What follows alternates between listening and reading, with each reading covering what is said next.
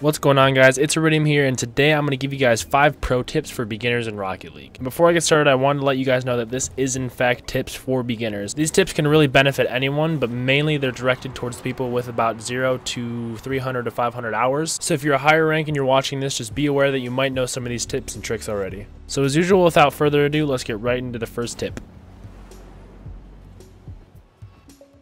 The amount of the field you see is very important in Rocket League, so the first thing we're going to take a look at is your camera settings. If you guys haven't messed with your camera settings yet, this is a must. If you have the default settings, it should look something like this. And this is what it looks like when you're actually on the field. I'm assuming you would know that if these are your default settings, but the thing we're looking at is how close the camera is to the car and how much of the field you cannot see. The camera is shaking and moving all over the place, and this is not what we want to be able to concentrate on what's going on in the field. So let's go back to our camera settings and switch up to the ones that I use. What I'm running now is Squishy Muffin settings, and if you guys want to pause right now and copy these onto your screen, feel free to do so. If not, they will be in the description below. These camera settings just really suit my personal style, and it gives me a really good view of the field and what's going on around me. So if we hop back into free training, we can see how much of the field I can actually see now. Let's take a look at it before and after with the default settings versus the settings we have now.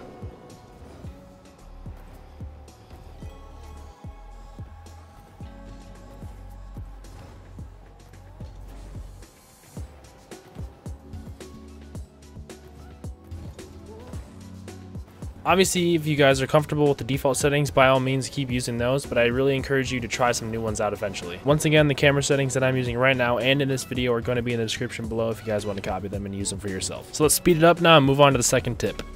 So tip number 2 is to save your guys' replays. Whether you had a bad game or a good game, it's always a great idea to save replays. If you had a bad game, you can look over it and see what you did wrong, and if you had a good game, you can go over it and see what you did right. A good idea is always to go on YouTube and look for a high-level pro game or tournament match, and then afterwards look over the replays that you've saved and see where you compare to the pros and where you differ from the pros, and see what they do in similar situations to what you've been in and where you've done wrong. The more you do this, the better you will get and the more aware and consistent you will get.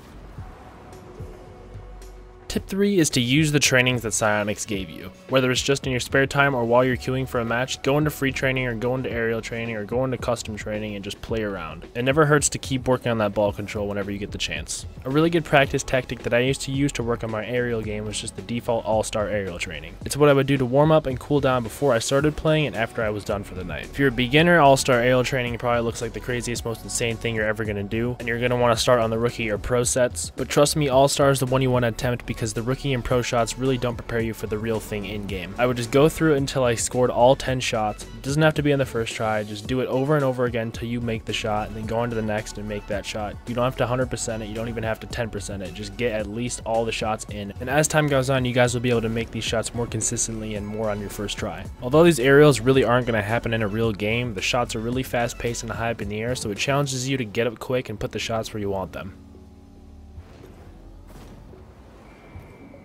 Tip number 4 is just a simple goalkeeping tip. When you're in net, instead of panicking outside in the box, what you want to do is be behind the line of the net and have the butt of your car up against the wall opposite to the direction of which the ball is coming at you from.